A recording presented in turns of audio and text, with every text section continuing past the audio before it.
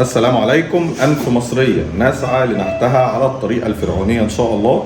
للوهلة الأولى لو بصينا على الأنف اللي موجودة قدامنا هنلاقي إن في بروز موجود في ظهر الأنف، وهنلاقي إن أرنبة الأنف عريضة إلى حد كبير، والأنف طويلة، وكمان الأرنبة متدلية بتقع أثناء الضحك. عظام الأنف من أعلى عريضة، حاجز الأنف من الداخل فيه اعوجاج مؤثر على مجرى التنفس. دعواتكم وننزل لكم النتيجة بعد العملية إن شاء الله. شكرا لدعواتكم الجميلة. أنف مصرية منحوتة على الطريقة الفرعونية زي ما احنا شايفين. أرنبة الأنف تم نحتها وتصغيرها، أصبحت محددة تماما تعكس نقطة النور الساقط عليها، أصبحت سبورتد عشان ما تقعش أثناء الضحك. ظهر الأنف أصبح مقعر قليلا للداخل بشكل انسيابي، أجزاء الأنف متناسقة مع بعضها البعض. عظام الأنف من أعلى تم نحتها وتصغيرها.